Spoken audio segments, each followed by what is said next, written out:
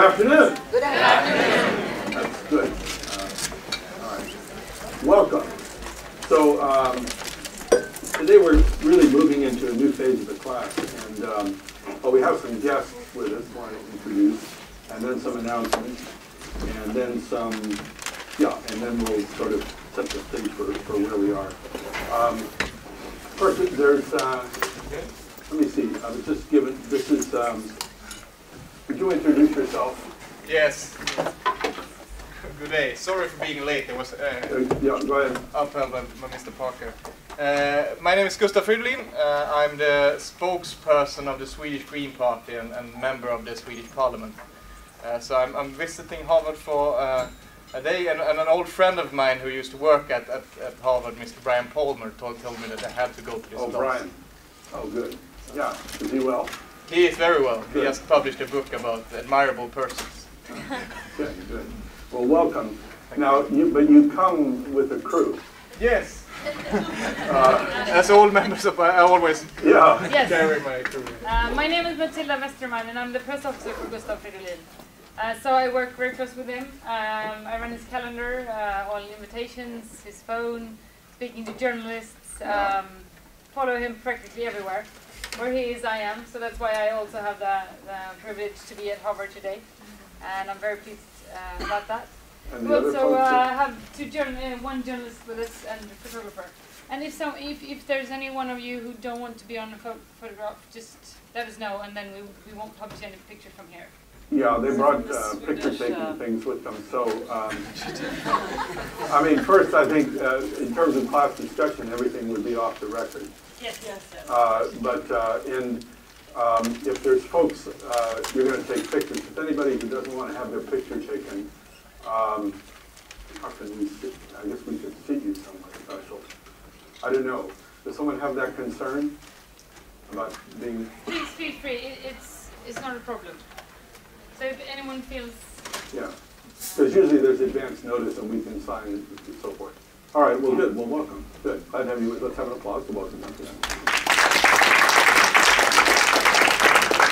And we have another couple of guests. Want to introduce yourself, Court? My name is Corey Muldoon. I'm a community organizer in Chicago, and I'm interested in the work of the Leading Change Network. Okay. From me? Hi, I'm Sanida, and I come from New York City. I'm right now a nonprofit consultant, but my history is in community organizing around various racial and economic justice issues, and I'm also interested in the Leading Change Network. Good. So welcome. And applause there. Do we have any other guests? Is that it? All right. Okay, second, announcements. Now, announcements can be something cool that just happened in your project, or something that's going to happen that you want to tell people about to invite them to. So, either category. Any announcements? Yes, you too. Hi. So you might all remember from the beginning of class the Speak Out movement and our goal to try and get diversity training at HKS. Part of the mobilizing around that are boxes all over the school asking people to submit stories on a different topic every day. Today is about identity and ability to speak up or not speak up. So you can post a story on our Tumblr page, which was up here, but it's now gone. Or post it in the boxes. There's one right outside of the class. And next week there will be a Speak Out Wednesday night to come share your story, and a rally on Thursday, but the exact locations are being tweeted right now. Okay, thank you. Other announcements? There will be no dancing today. What does that refer to? Anybody, huh? The video that went around, yeah.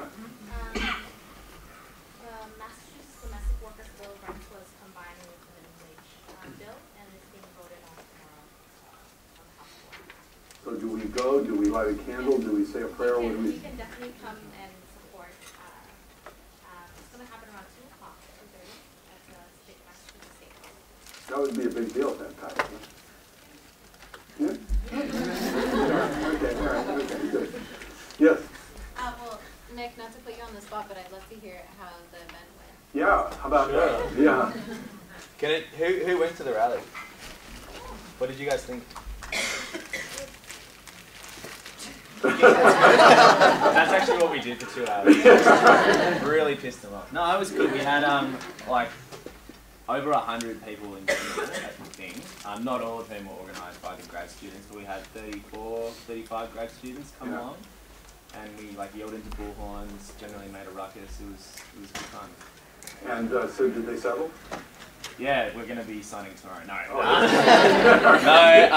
No, it did piss them off though, so that's good. Yeah, it's the start of something bigger and longer. Good. Well, congratulations on getting this thing started. Yeah. The other announcements? Yeah. Hi, my name is Jennifer. I just wanted to announce that tomorrow night I'm hosting a talk. It's related to my organizing project around diversity at MIT. And the talk is called Queer and Documented, or Just Plain Fierce. And it's going to be a talk about race, sexuality, and legality. Actually, Monique is one of the community activists that's going to be on the panel. So get in contact with me if you're interested in coming at 5:30 at MIT. Good. Yeah, it's starting to be the season where things are happening. The weather's maybe a little bit better, like today, but great. It's a good way to welcome the spring. Anything else? Okay. Let's see. Abel, you can explain about events, Facebook? Yes. So we are going to, given that it is the season of events and things happening, we wanted to make a way for everyone to sort of collaborate and see each other's work. In the past, we've tried Google Docs with organizing statements and such, and sometimes Google Docs don't get seen quite as much as we like. So what we're going to do is move it to a place that's extremely visible, and a place that you would probably go to often is called Facebook. And we're going to have a private closed group for everyone in this class to be a part of, and there you can feel free to post updates about your projects, things that are going on.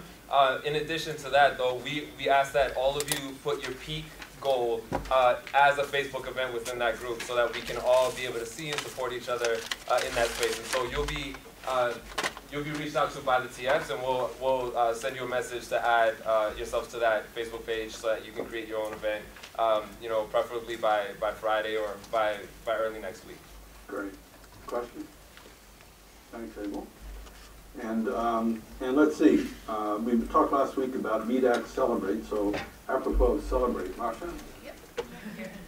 So in light of sort of the upswing of actions that are starting to take place and will take place over the next several weeks, we're already kind of eyeing a celebration that will happen at the end of the semester. So I'm looking for a celebration committee of maybe 5 to 10 people, or however many from this class would like to participate. And we're going to meet a couple times to plan a fun party at the end, reflective of all the work that you guys have done. So if you're interested, feel free to sign up here. There's these sheets. I'm going to leave one on every row and pick them up at the end of the class at that end of the rows. So, It'd be good to have at least one person from each section, maybe 2. You recall we did an exercise for this, didn't we? Remember the launch thing? So the research has been done. There's like groundwork's been done for this, so we're ahead of the curve there. Okay, great. Thank you. Papers this week, we're posting Mona Hussein's paper and Andrew Porter's paper on the organizational stuff. There's a couple of very, very interesting papers. Okay, so where are we? It is time to integrate everything. And just as a quick review, we're working our way through our model of, well, we have been, leadership as enabling others to achieve purpose under conditions of uncertainty. Everybody's become quite familiar with uncertainty, which is, very good for learning.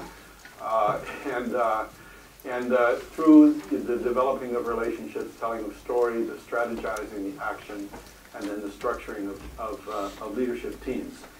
And pretty much that was accomplished before spring break. And so the focus now is shifting to integration.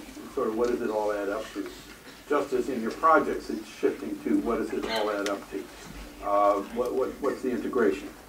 And so one big focus is, we have this the dot thing here in the leadership rich and poor. The question of a clear functional leadership team, front and center. It's a crucial dimension. Point of integration. And also there's a difference, as you know, between a leadership team that is itself a dot and a leadership team that, in fact, is reaching out and mobilizing others. That's one thing to really focus on. The second is the time as an arrow here, the campaigns. And of course, there the big issue is what's the peak? What's going to be the final goal, the final peak, the final action toward which you're mobilizing? So those two pieces are critical pieces to really be clear about right now, and we'll be clear in section about that. On the reflection papers for these next 3 weeks, when we're doing cases here, each week we'll give you an opportunity to focus on a challenge and something that's succeeding. I mean, that was sort of the assignment for the midterm, but it's like, what's your block? What's your wall? What is there? And then where are you making progress? This is kind of the main thing to be paying attention to right now. And so that'll be the focus of the reflection papers.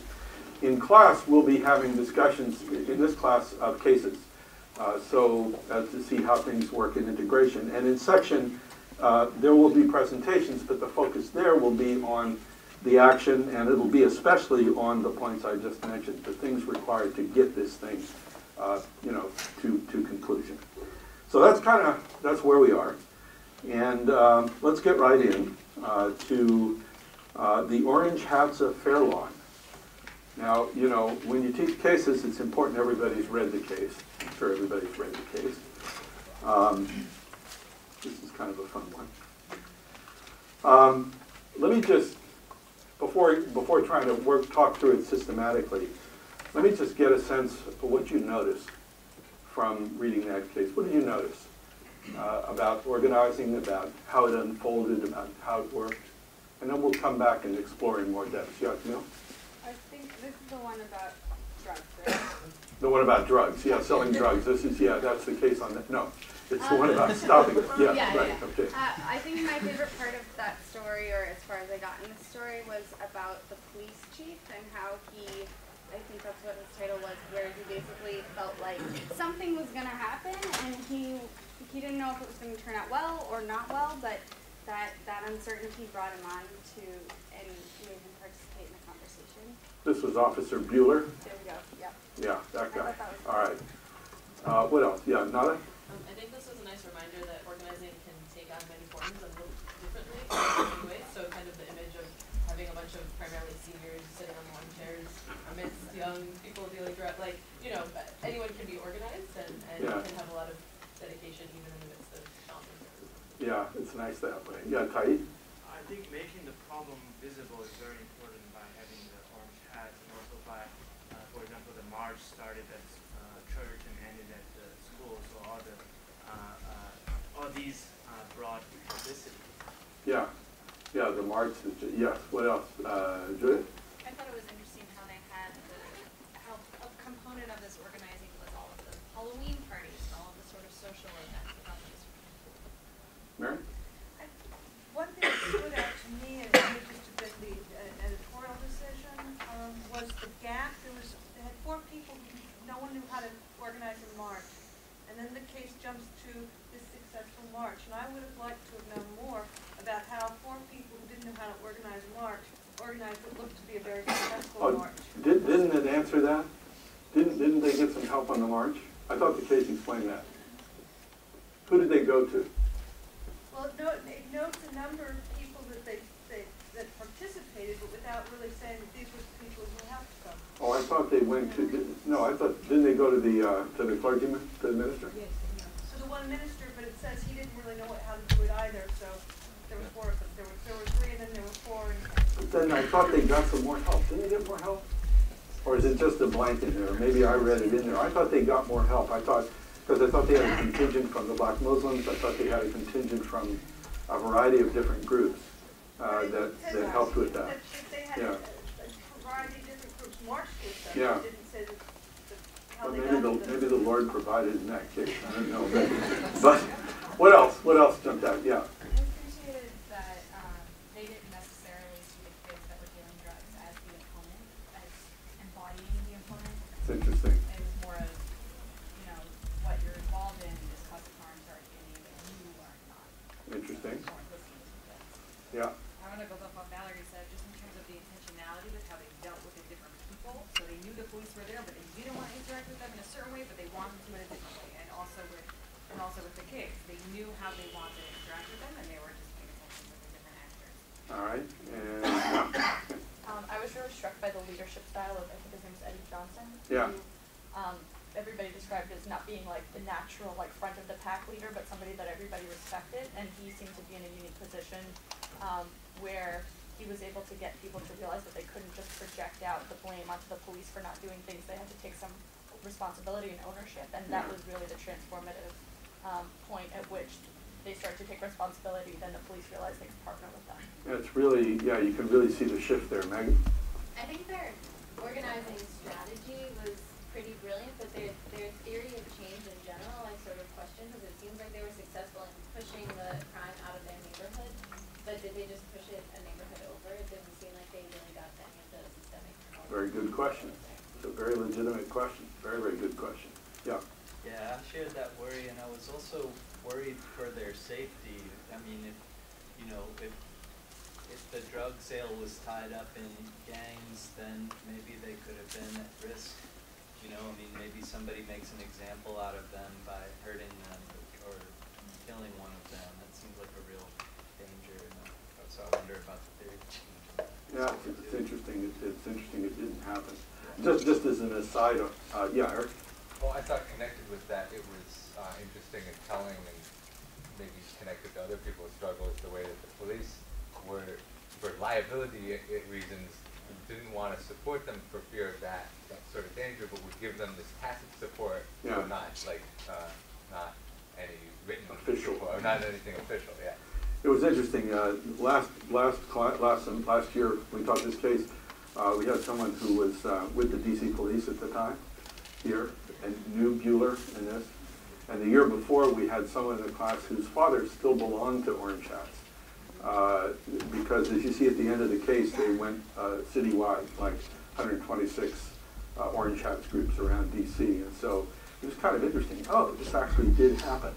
So, well, yeah, these are all interesting aspects of it. And I think it's a really instructive case because it brings a lot of these elements together in a very concrete, specific way to see. So if we start with the question of who were the people, so who were the key leaders in this effort? Who were the key leaders? Edward Johnson. And how would you, he was described a bit already. What else would you say about him? What else was particular about him? Why was he in a leadership role? I mean, no outside organizer came and said, you're the leader. Yeah. It talks about his talent in reconciliation. Yeah. In terms of sort of bringing people together, sort of listen to all sides, helping resolve differences. What else? I think he had a good personal narrative as well, having lived there for a long time, and secondly, having personally experienced the break-in himself. And wasn't his family the first black family to move into the neighborhood? So there's not like a guy with some courage, I mean, clearly. But he had some other roles, didn't he? Yeah. Worked with police before and PTA. He was a deacon in the church. I mean, this is sort of a guy who's embedded in the community and has all these different networks. Who else were some of the leaders? Did you notice? Because it wasn't just him. You know, we talked about leadership teams, focusing on who the leadership team is and the dynamics. Because in this case, it isn't just one person. There's other people that play roles. You can notice who some of the other key people were in the community. The Hammonds. And who were the Hammonds? Yeah. And worked, didn't one of them work in the school? Yeah, and didn't their houses kind of adjoin? And so, yeah, and did you notice anybody else? Yeah. Hammond's Reverend. Yeah, and what was it? Yeah, that was, Reverend Dalton. Yeah, and his role? Well, he was somebody that they kind of sought out as a natural leader in the community, since it sounds like a bunch of them were Christians. And it turned out that he didn't have any real experience in organizing a march, but he was eager to help them. And he did have outside contacts. I think he got a hold of the Nation of Islam, I think, was for that first march. And then there's a person that comes on later in the game that's kind of interesting to look at in terms of scaling up. Did you notice him? There's one more important. There's sort of how the leadership sort of begins to shift as the thing takes off. And did you notice Foreman? Foreman, who's the former union organizer, who then is the guy who sort of takes it to scale.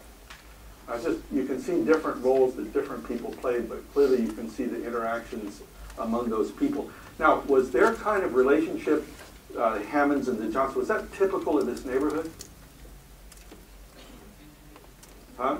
Talks about how they were the only people that knew each other, and everyone else was sort of doing that. Yeah, so it's like this island, and there was this intense core of relationships among a few families, but other people were disconnected, which is an interesting observation, because then, of course, they'd have to do some work, right, if they were going to build this thing up. So the constituency, this is pretty clear who the constituency was there. The police are an interesting, we'll get to them in just a second. Then there were, of course, the crooks. So in terms of what was the problem, what was the solution? How would you describe the problem? What was the problem that they organized in response to? Or the different levels of the problem that they were organizing to respond to? There was pretty obvious levels, and there were other deeper levels. Anybody? Yeah. Well, the obvious was that the dealers were out on the streets and committing crimes in plain view, and that there was a lot of robberies that were taking place because of going on. But also the young people didn't have a lot of places to go because these spaces were considered safe, so they were sort of finding back alleys and sequestered away. I missed the young people part, but I got the drug dealing and what precipitated the action? What got them going in the first place? Was it just people hanging out selling drugs? What actually sparked it? Yeah? I think there was a break-in. Yeah. And then along with the crime was the lack of response from the police, so there were long wait times after 911 calls and not following up on different crimes that people had reported, and almost seemed like the police weren't paying attention to any of the tips that community members were giving them. So you could think of it as that there was a break-in problem, then there was drugs and so forth being sold that seemed related to that, and then there was the fact that law enforcement wasn't enforcing the law, and the community and the law enforcement were not in any way collaborating to deal with the problem, right? So you could sort of think of three levels. You remember we were talking about the bus and segregation and the different levels. There's sort of three different levels here, at least, that are going on. So then, where do they go for a solution? What does the solution look like?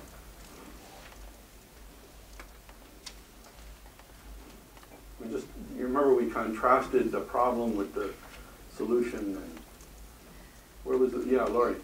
They saw it within themselves, the people who, so starting with Johnson, and then, so their thing was, we're going to build a coalition first, and then get the police to pay attention to us. All right. Show the police that, we care about this problem, and kind of getting them on board after. So they decide they need to strengthen the community. And what else do they, and in that way reach out to the police, but what else are they trying to solve? Yeah. I think they were really effective in addressing prevention, so they also reached out to, the youth in the communities and talked to them about, sort of like the right way, so to speak. How do they deal with the drug dealers? How do they deal with the, yeah, Joanne? They went right into the areas Yeah. and they would stand in the street Yeah. in the mix-up. Yeah, pretty direct. Shine the light on them, huh? I mean, and what about the break-ins? Because remember, break-ins precipitated this whole thing.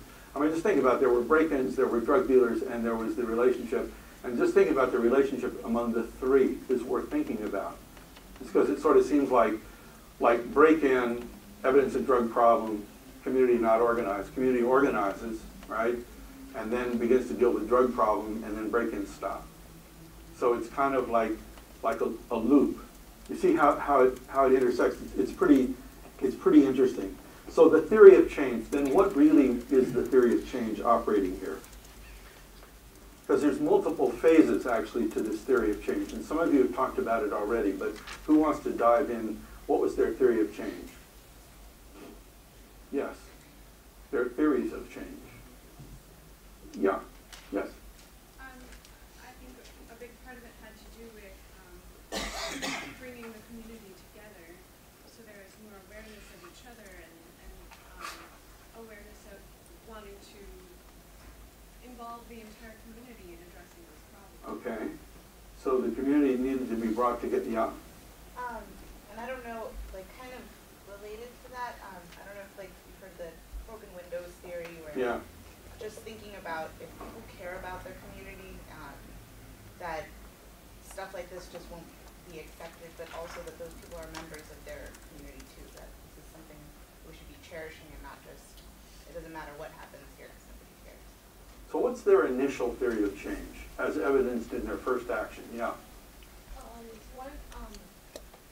For police people to notice that the community care and Yeah. to sort of get to know them and realize that, and so maybe they will be more motivated to act for them, care and act. So what was their first tactic that aligned with that? They had that theory of change, and then they undertook a tactic aligned with that theory of change. What was it? Manifestación? Huh? Huh? Yeah, the march, right? I mean, they organized this march, and they had a big march, and marched down the street, and showing that the community cares, and did that. And then what happened? What happened after the march? Yeah, Patricia. Trust stands between the police and the residents. Right then? Building of trust. Right? started to happen. Right then? What happened right after the march? Yeah. I think it was within the week that a big group of people were out on the streets with their... Right after the march? I think it said within a week. Think about what happened right after the march. Right after the march, the next day they went and solved everything? Anybody notice? I mean, no, I think clearly they had a theory of change, and the theory of change had to do with about strengthening the community, right? And making evident to the police that the community was going to be engaged in this. So they had this big march, and right after they marched, they did some things. But one thing they didn't do was anything about the drugs. So what were they doing in the meantime, after the march? Yeah. Weren't they beginning a series of regular meetings to interest people who had shown interest during the march, or who had expressed interest? And those meetings ultimately began to include a person from the police department, a human relations person, and during those meetings they began to think about what they were going to do and how they might do it, and how they might involve the police and get the police's seal of approval for their action. What's your sense they had about how to deal with the police? What did they need to do to be able to deal successfully with the police, do you think? That lines up with what they did right after that march. Yeah, Suji. Well, in part, in like their concept around organizing the patrol, they had thought about let's bring in the Nation of Islam or for the other group, the Guardian Angels. Guardian Angels, yeah. And then they were like, oh, we can't do that because they're not part of our community, and like we have to be the source of the patrol. It can't be some external. It's very interesting. They were really clear about the need to develop their own, would we say power with or power over? With. The power with, I mean, to develop a real, because remember the description of the community. There's these few families that connect to each other. There's an instance they have a march. There isn't a lot of fabric running all through that community. And so what they do right after the march is, it seems like what they do is have tons of meetings, like house meetings, like they're building up their infrastructure. And they don't take on the drug deal right away. Because it seems like they think that we have to be at a sufficient level of strength to not go and ask a favor of the police, but to go negotiate with the police. Now, I think it's a very important, it's a different thing of to be in collaboration as opposed to ask for favors, and then the dependency and all the rest of it that goes with it. It's interesting in here. They also choose a name. They develop a leadership structure. They get organized. But still they haven't done anything about the drugs. So then what happens? What finally gets them going? Did you miss this? Huh? What finally gets them going? Huh? But why? What? Something happened. Something happened. Something happened. Yeah. Just that they got immediate feedback. You know, but something else happened. They're going along, kind of building their thing. You know, we're solving the problem. What happened? Yeah. Yes. A second break-in. I mean, they're sort of going along, and then boom, problem's not solved. There's the second break-in. And that second break-in then precipitates a whole second round of action. I mean, remember we talked about urgency and about, you know, the need to break through habit to get people into action? And this whole thing, you can sort of see it as punctuated by two break-ins. The first break-in produces one round of organizing activity, a certain theory. Then the second break-in produces a second round of organizing activity that has a different theory of change. And what's the different theory of change in the second round? What are they adding? Think of what they were doing with the first round. What were they doing in the second round? Different. Come on, it's the fun part. Huh? Yeah. They were staying out on the streets in lawn chairs. Yeah. And how did that happen? Was that some big plan? Weren't they just coming out of a meeting and then they stumbled upon people who were there and like, oh, we thought we'd keep you company or something like that. Yeah, you guys are having too much fun. It seemed like it was sort of like, well, we got to do something. We got to do something. All right, let's go. If not now, when? No, I mean, and without that much of a plan. But then they what did they discover? Yeah, they scattered. They scattered. See, it's really interesting. Remember how David discovers his stones in the course of the journey. You know, we talked about strategy being a verb, not a noun, and about discovering. And don't you get the sense they didn't have this all? They didn't have their 5-year strategic plan. They knew they had to do something. They knew they had to strengthen the community. They knew they had to, and then finally they just said, well, let's go out there. And when they went out there, they scattered. Ooh, guess what? So then what did they do? Then what did they do?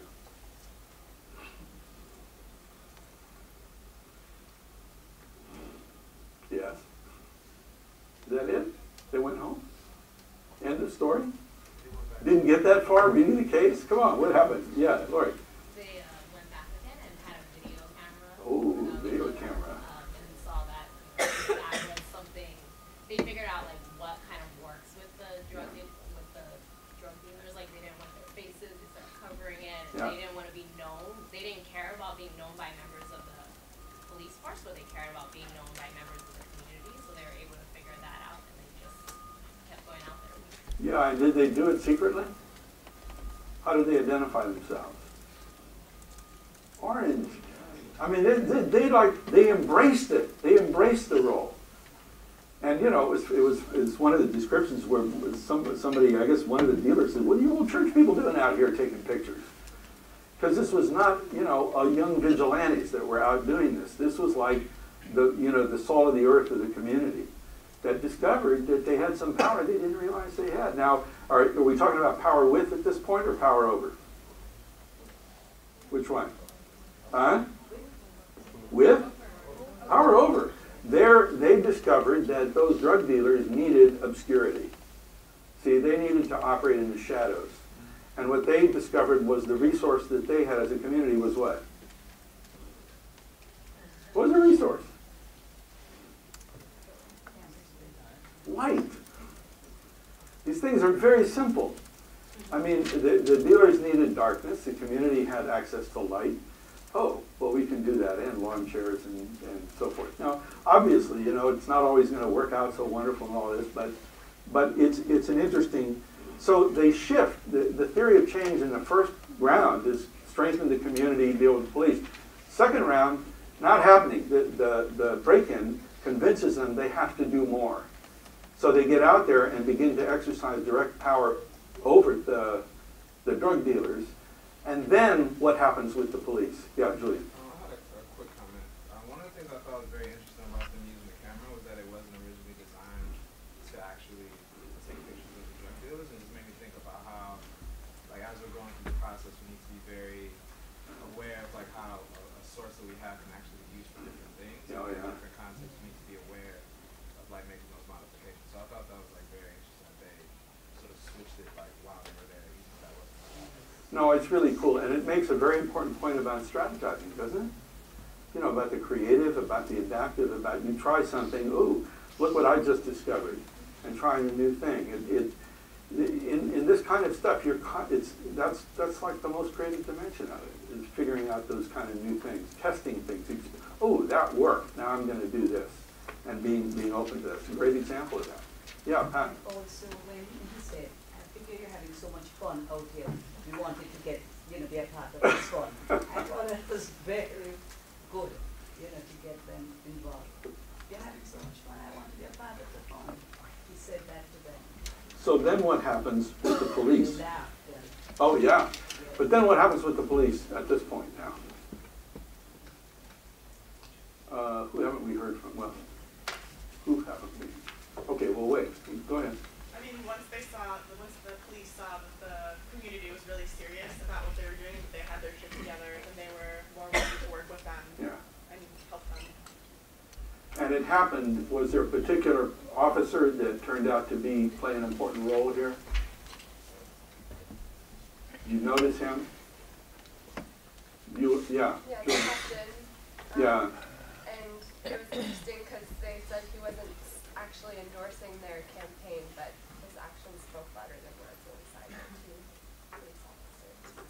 Yeah, it's interesting. You get the sense that Mr. Johnson was very important in the community, and Captain Bueller turned out to be very important on the police side. Like, individuals do matter, to be able to pick up on opportunities and make of them different things, because they could have had, if they hadn't had the right cop, I mean, it could not have flourished in the way that it did.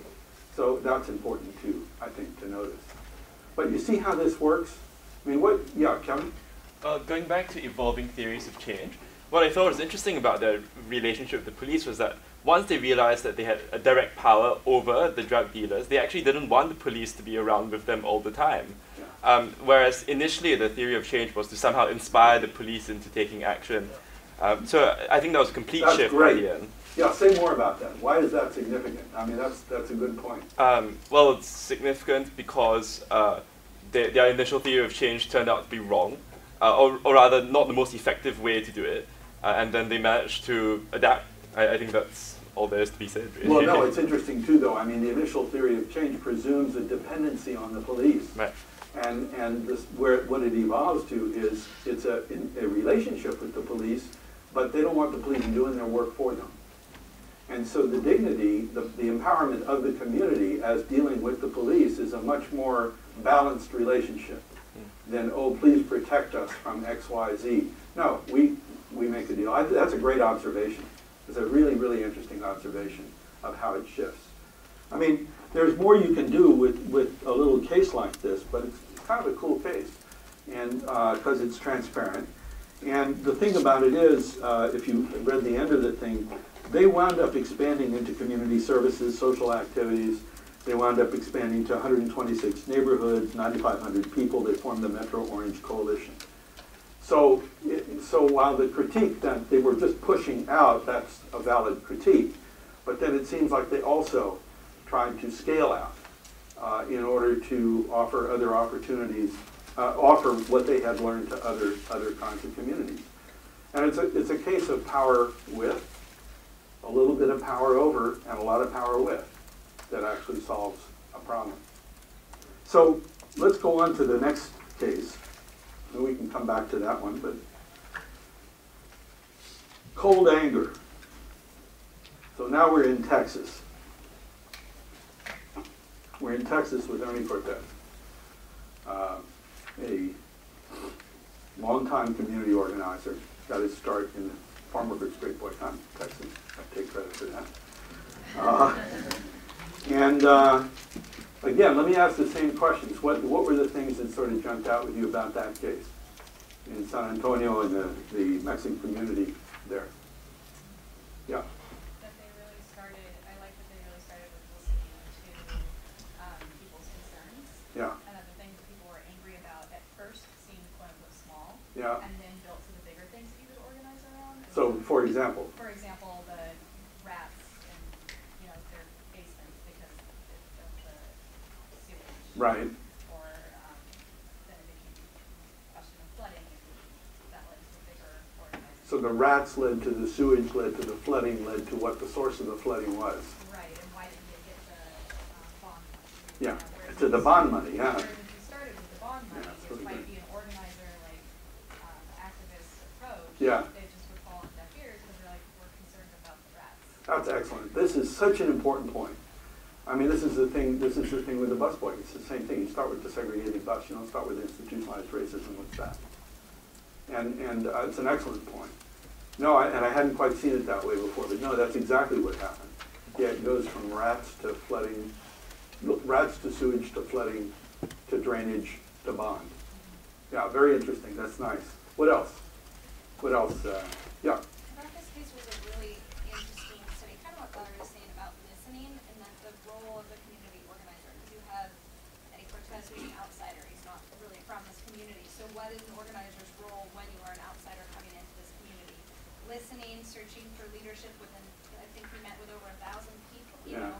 And then there was a paragraph about how one of his goals was to train other people to be the leaders of their own community. So it's not only, he has two goals in some ways. He has the goal of getting the causes that they want taken care of, the sewage rats, and also empowering this community, and empowering people within that community to be leaders from them. Well, you remember the organizing outcome solves the problem, builds capacity, develops leadership. Right. And you can see all three are right there embedded in the work he's doing. Yeah. On the point of building capacity, I thought it was interesting. Well, first of all, my home campaign is based on faith-based engagement and community organizing. So I thought this was a really nice case study to look at, aspirationally. But also, is there any raps over the div school? No. No. Well, we want. All right, go ahead. I thought it was interesting that it was Cortez who, in the way that the case is written, seemed to identify the strategy of building capacity through the congregation, and that Father Rodriguez, being a sort of religious community leader, wasn't the one who initially thought of that or recognized that strategy. So I think it's interesting when you have someone from outside recognizing the power that exists already in a community. Great point. I mean, because it's exactly how it unfolded. Because the church was sitting there with all this potential power, but not able to, not even seeing it, fish in the water of their own, reality. Along comes organizers and says, ooh, look at this, look what's possible. And it's a great point. There was also, the bishop there at that time was also a critically important factor. Bishop Patricio Flores was the first Chicano bishop in America, in the United States. And he was the bishop of San Antonio. And so there was also a whole kind of Latino movement thing that was also kind of underneath a lot of the organizing that was going on. Yeah? The quote that really stuck with me was, don't do for them what they can do for themselves. Uh-huh. That just totally speaks to this. That really struck chord with me. And that's the iron rule. Yeah, the iron rule. Paul Alinsky. Yeah, don't do for anyone what they can do for themselves. Sounds really unfeeling and mean. But it's the whole point about the building capacity. Otherwise, it doesn't get built. What else did you see in this? Yeah, Diane? It was a point when the community didn't want to face the public officials because they didn't know all the details about the laws. So then what they did was they taught them how to do some research. So they learn how to do the research and then become experts. And then they were able to go and to face them. In the beginning, they didn't want to do that because they didn't want to be humiliated by all these public officials that know everything. So what's the lesson you take from that for organizing? I mean, you have tools to empower the community. You can give them different tools, and they can do it by themselves. Oh, you don't have to provide all the research for them? No, I just obviously not. I mean, No. we just teach them how to do that, Yeah. and then they will do it by themselves. And what else is the benefit then if you do it that way? What else do you get besides the facts? Because they can apply for any other topic or other issues, endless. And Yeah. yeah. No, the research action that Ernie uses here is a terrific tactic in organizing. And it's sort of like, no, we have to have everything to present. No, let's, the whole engagement with the discernment and the learning. See, we're talking about the difference between organizing and mobilizing. Mobilizing, that's not what you're concerned about. But in organizing, that's really important because people are learning and growing and developing, acquiring much greater capacity, and at the same time freaking out the city, no doubt, because all these people are arriving with all these questions and say, oh my God, what's happening? So there's a lot that's a great point. What else? Yeah.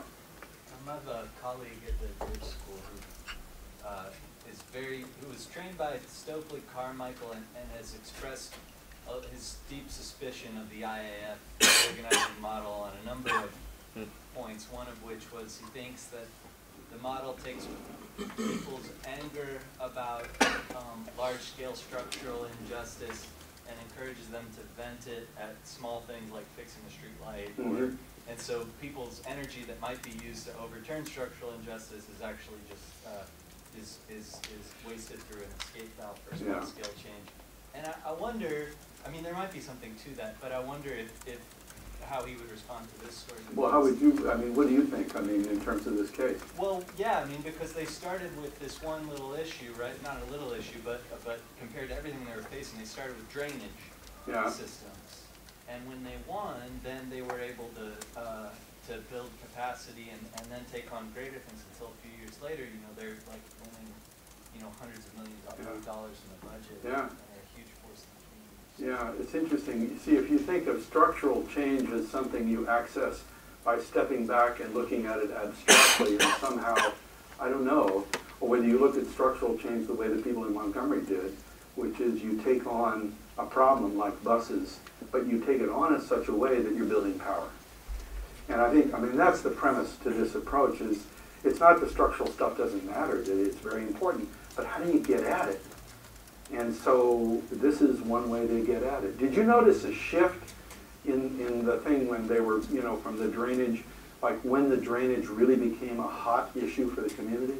I mean, they discover, you know, they discover the thing, they do the research, they discover the drainage problem, but then there was a moment, there was kind of a shift. Did you notice that? Anybody? Or was it just me that, yeah, Nick? I remember being when they sort of discovered that the bond money had been authorized but never raised. Yeah. So they just realized that someone had thought of a solution to this, but no one had given enough of a care to do anything about it. How does it make you feel? I mean, how do you think it made them feel? Super neglected, super angry. They were this close for 30 years. Yeah, really pissed. See, there's a shift from something that's inconvenient to something that's unjust. And that experience of injustice and assault on your dignity, on your integrity, on your worth, they were conning them. They were lying to them. It wasn't just like there was no money or whatever. They were gaming them. And when the community saw that, it was like, oh, wait a second here. There's a shift. And you know, we're talking about what motivates people and what inspires people to move. And we talked about the role of anger and dissonance. That's something very important that happened in this particular case, I think. Yeah. What I really liked about the case was that, like, anger was what lit them all up and got them excited, but the case was really clear to make sure to say that the reason cops lasted for 10 years and saw repeated leadership transitions because they weren't just an angry organisation, they were an organisation that was inspired and really self-aware as well. So they had like a bit of anger and then a bit of hope. Well, it's that balance, right? It's like the motivation, but then over here is the hope, the capacity, in order to turn it to constructive purpose.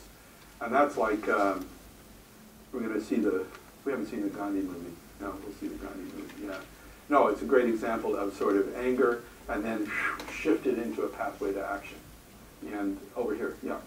Come back. I think building off of what you said, what struck me was the quote that once you learn something emotionally, you never forget it. And I thought that they were really effective at talking to people who had obligations in the community. And so when they learned something emotionally, they couldn't just like give in to their anger because they had these other lives, and I thought that was a really thoughtful way of doing organizing versus being like, oh, these people are too busy, they're moms, they have this to do, or they are workers and they don't have time for this, is like believing that people have that emotion and they'll learn something from it and they'll find the space to do something with it. That was really powerful.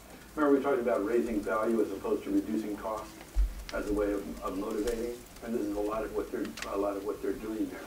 What else did you see in this pretty interesting story? Where else did they go? What were some of the other tactics they used? I mean, kind of an interesting, yeah. That was interesting because my question was trying to find a counterfactual, like what would happen if this didn't happen, was that the mayor became an ally. Yeah. It was like, well, that's a damn shame, just do it, you know, it's been on the books for 10 years. So, you know, I don't know how, coming from California, I'm not sure how this applies in Texas, if there's the ability to put a I mean, Texas and other countries. Yeah, Texas or other go ahead. regions, whether state propositions would happen, like or city propositions, if it could come from the populous person needing to find a city council member, a mayor, or somebody. What if they didn't have that? You know, what do you think? I mean, you get the sense this is a creative bunch. Yeah.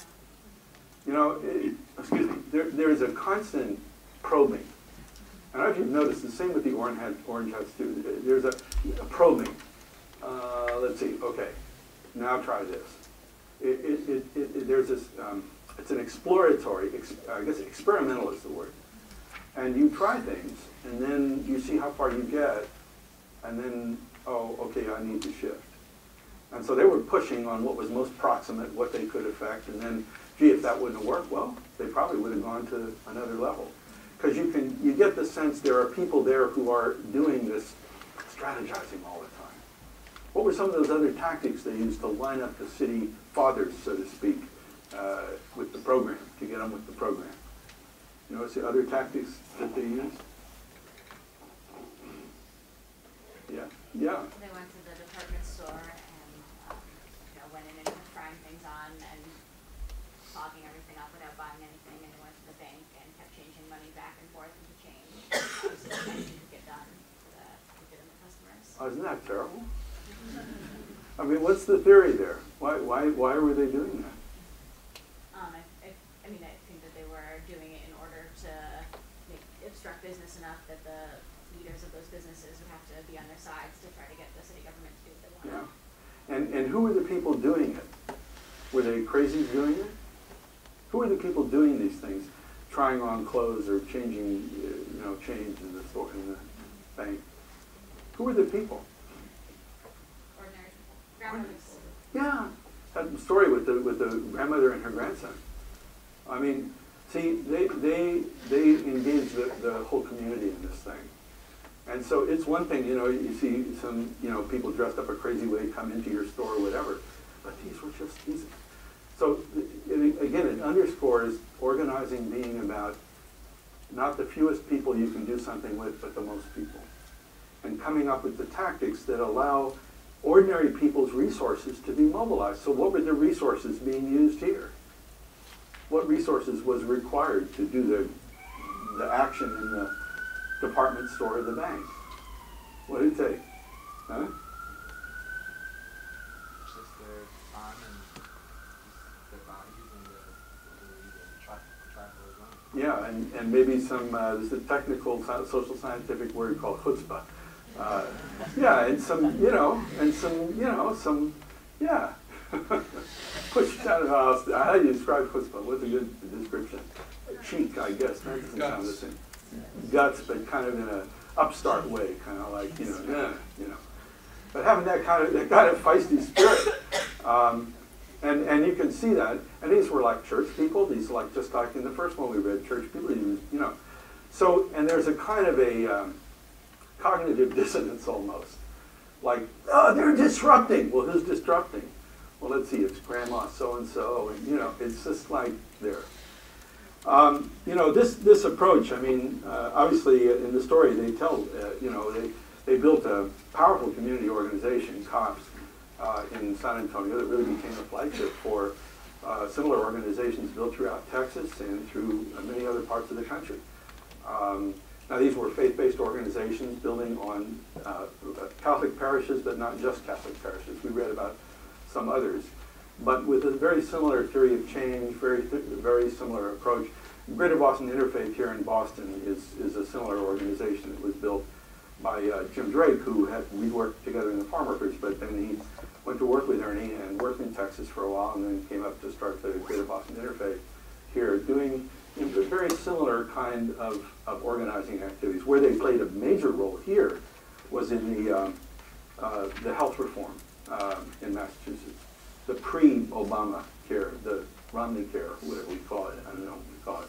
But they actually went out and mobilized them. So that's another kind of organizing example.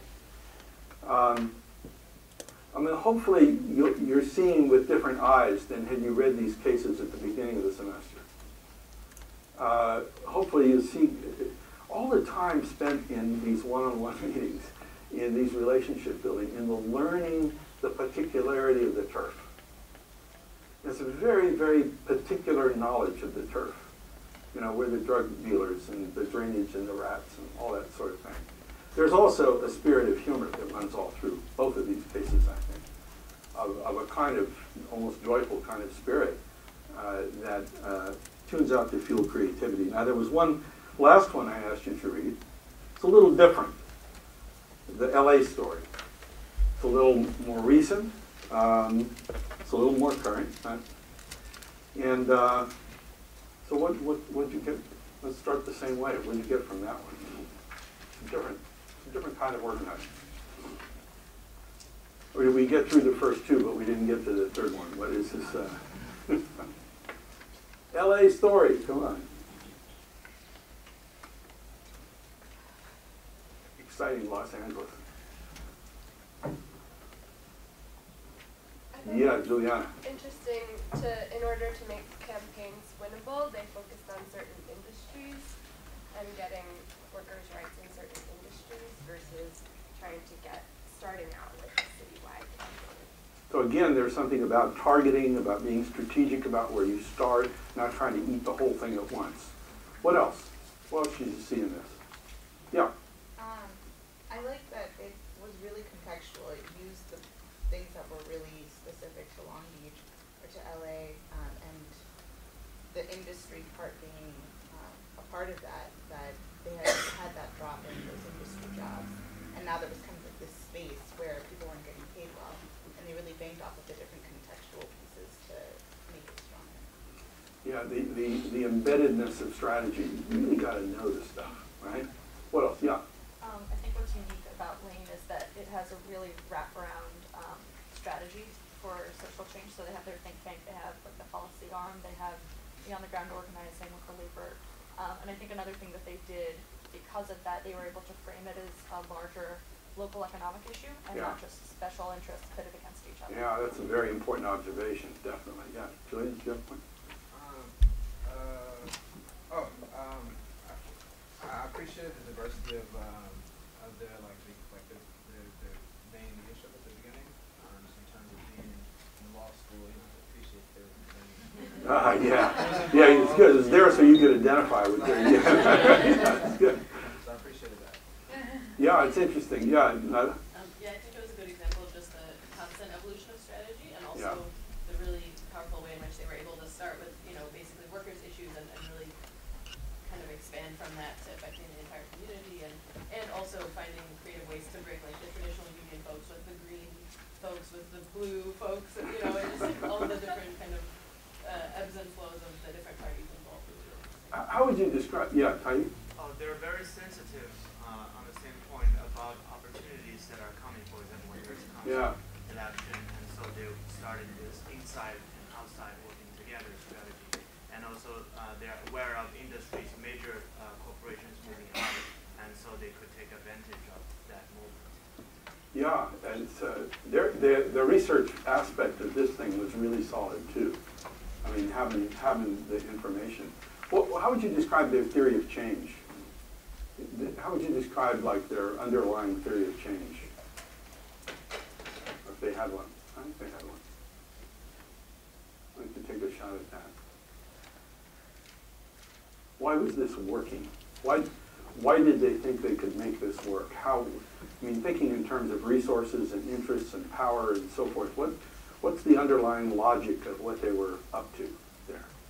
Yeah, Pat? They're in the entertainment and tourism industry. Yeah. So they decide to utilize that area where they were built on it also. Yeah. Resources. Well, I mean, these folks, needed the help of a lot of the Asian people working in the industry. yeah. And that could also be a help, I mean, they certainly, and the piece talks about how LA, unlike a lot of other places that got deindustrialized, still had the entertainment industry and other there. Yeah. I would say their theory of change involves appealing to the interests of seemingly disparate but actually overlapping constituencies with interests that overlap. So, finding those places of overlap. So put some flesh on the bones there. Well, so to take maybe a different example than ones that were mentioned, they have Goldberg, right, who they get at one point, I believe. No, Goldberg is on the city council, yeah. and they get Janice a seat on the CRA, the Redevelopment Authority. Yeah. And so they're able to play this. They're able to get legislation passed that allows them more power to do things that line up with the so this is their living wage quota, right? So which is the first big thing they do, right? With the interests of the workers, right? So they're planning people in city government who have interest to stay elected with the interests of workers too. So they clearly have an inside-outside strategy. Yeah. I mean, they are clearly there. We got to have but in here. But it's not just that. It's the environmental groups too, the neighborhood groups. Like it's wherever they can see these overlaps. Yeah. They can stack those interests from different constituents.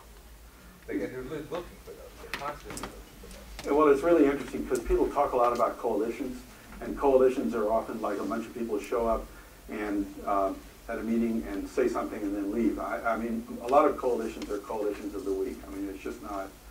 It's a substitute. This is a really interesting coalition because there's a lot more going on here. They're not just showing up at a meeting and taking positions on things. Look and think about what the resources are that they're deploying on behalf of their common efforts. And I mean, I think you're going right there. This goes pretty deep. And because it goes deep, it can actually shift the ground on some pretty important things in a major city. So, yeah, I think what you described, so the environment, it's one thing to get all those groups to come to a meeting and make a common statement, woohoo. But how do they turn it into power? See, how do they turn it into power, and power for whom? Yeah. They're able to reframe the conversation amongst the many different groups so that the groups can see your struggle is my struggle. How do they do that, though? I mean, they have a consciousness-raising session where everybody talks about they share the struggle? I don't think so. I mean, there's a role for consciousness, but see, how do they do that? Yeah, Mick. Seems like they sort of pick fights where everyone's got skin in the game. Yeah. So that once they get through that, like if there's one fight out of 10 where everyone cares about it, like trucks, then once they've been in one fight together, they kind of got that cohesion, and then they can go on to the next fight where maybe the truckers don't care so much, but they're not going to leave their friends behind. I think that's, you can see it evolve over time where there's like the experience of shared struggle, some success, and then that creates relationships that then persist, and then that opens up other possibilities. Because you can see this thing move over the years, it becomes more and more powerful in terms of what it's able to accomplish. What else here seems sources of power? Why should this be successful in Los Angeles and not someplace else? And what are the key elements of it? Yeah, Mona. I think that historically there was these big companies that they were controlling the councils at the very beginning. Yeah. And then those big companies turned into multinationals and they moved out of Yeah. the city.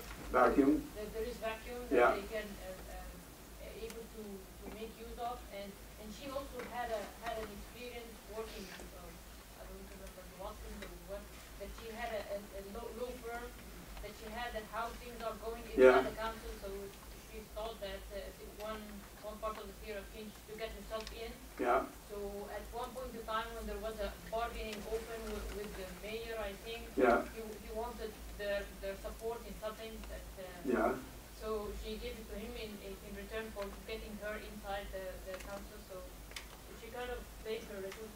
is Madeline, and she's like one of the key. Now there's a couple of other key leaders in this thing.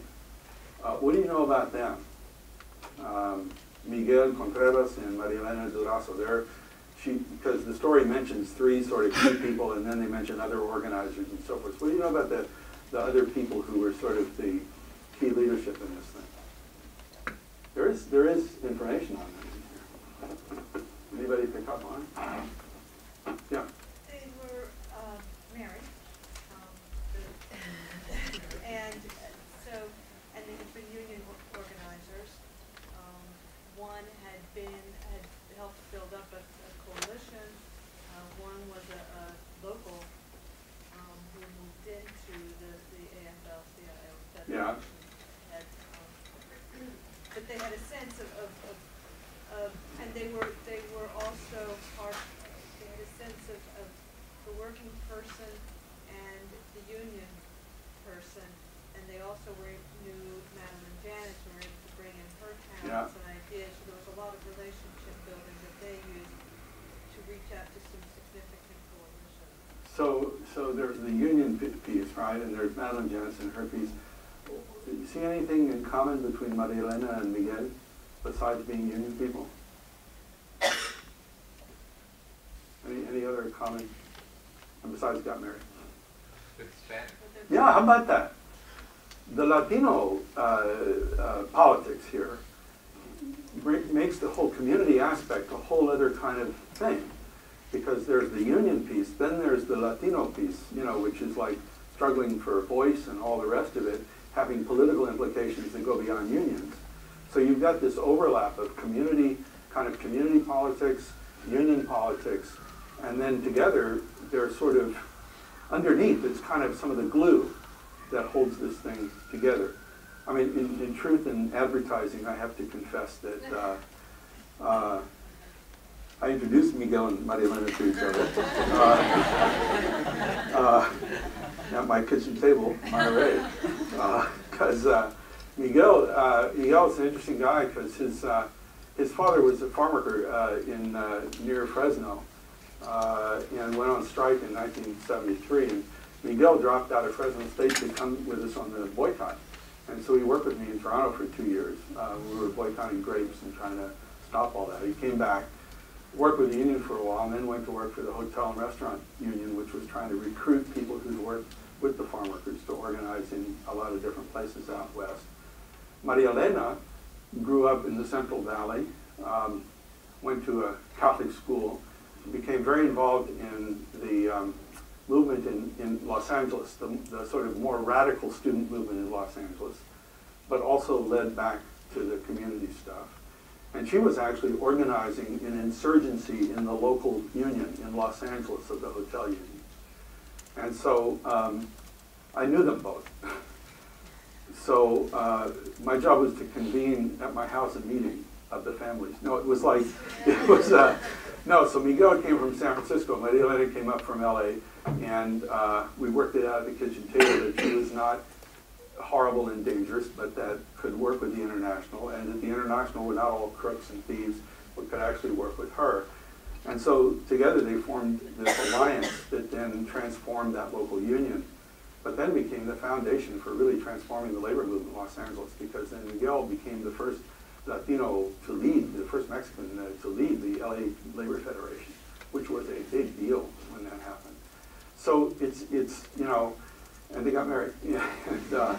And then Miguel died in 2005. It's terrible because he was really crafting an extraordinary movement there of making labor relevant and connecting it to the community. It was a really exciting kind of thing. But anyway, so that's just a little. That's not why I picked it, but well, maybe it is. But yeah. Yeah, that brings a lot of questions. So I spent a little bit of time working with Lane in the winter. Oh, you did? Yeah, and a lot of respect for the work because they're doing like all of this like community benefits stuff that a lot of other folks like really modeled. I worked on their grocery campaign for just a month, and from just my time there and like being in a staff meeting where they were talking about kind of like unions, the union model being kind of on the way out and how to work more with the progressive organizations in LA, like with Lane and like say the Chinatown Community for Equitable Development and the Southeast Asian Community Alliance, right? Because they're kind of like smaller groups that are within a certain area, like in Chinatown, and within the Walmart campaign, their Lane is kind of like, you know, doing union organizing and saying like we need, it was work around wages, whereas the other groups are talking about gentrification. So it just, you know, there were big tensions, and I think some of these groups sometimes still run over, right? And so I think they're, yeah, they're just figuring it out, and there's some tension. No, I think it's a great description, because I think it would be hard to imagine there not being those kinds of tensions. I guess my reaction to that is, that's great, because the alternative is nobody's organized enough to be contesting anything, and it's just being swept away, which is what happens in cities across the country. And so the fact that LA Lane figured out how to organize, and other people are organizing, and now they're fighting with each other a little bit about how to do what, that's kind of called democracy. I mean, no, really, and I realize there's inequities and so forth, but what a difference that kind of a scene than, say, Detroit. I mean, it's, so yeah, I know, but I appreciate the point.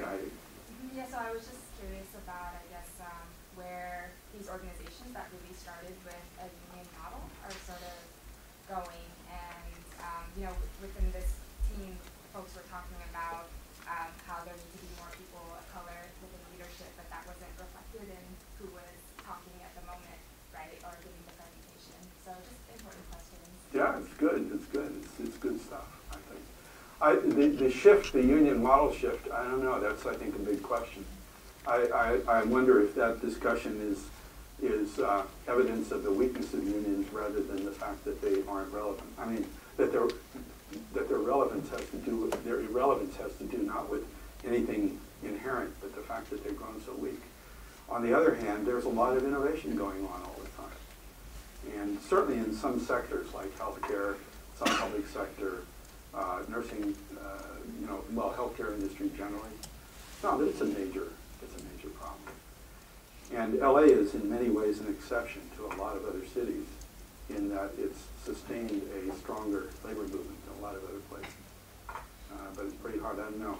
How's labor movement in Chicago? Correct. It's struggling. There's the hotel workers are doing some really strong organizing. SEIU. There's some interesting things happening around Walmart and the fight for 15. I don't know if you guys have heard about that, but they're trying to create a new union model where you want to be in a union. Okay, you're in one. Let's go do something about it. There's no recognition, but they're walking out. They're doing some nice actions, but they're scared too. The whole question of what's the place of workplace organizing, which in our country has traditionally been one of the major sources of balancing power, have been unions, and unions and fear of unions that has, you know, not just brought up wages, but created some balance. And sort of as that's being eviscerated, it's a major, I mean, the whole inequality thing is a huge thing. So, I mean, thanks for bringing that up. Yeah, next week we'll solve it.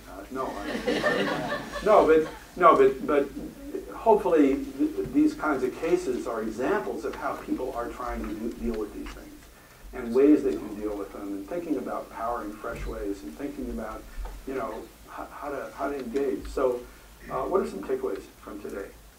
Did you find this interesting, these three cases? Yeah, because we hadn't done this kind of approach before. But so, what are some takeaways from today about this and about organizing? Yeah. The adaptive nature of a lot of these questions, and what you said about how data discovery has goes along the journey. Yeah, the adaptive dimension. What else? Other takeaways?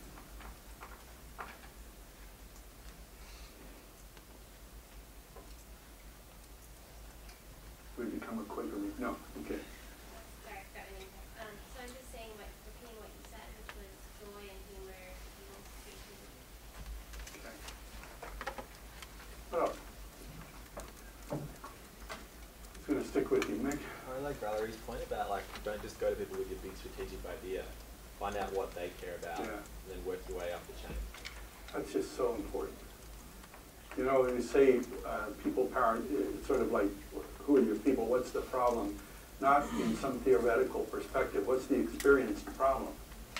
That's where you have to go. And then from that, get at those other things. I thought that was a terrific insight in how this works. What else? What else? Yeah, Mary?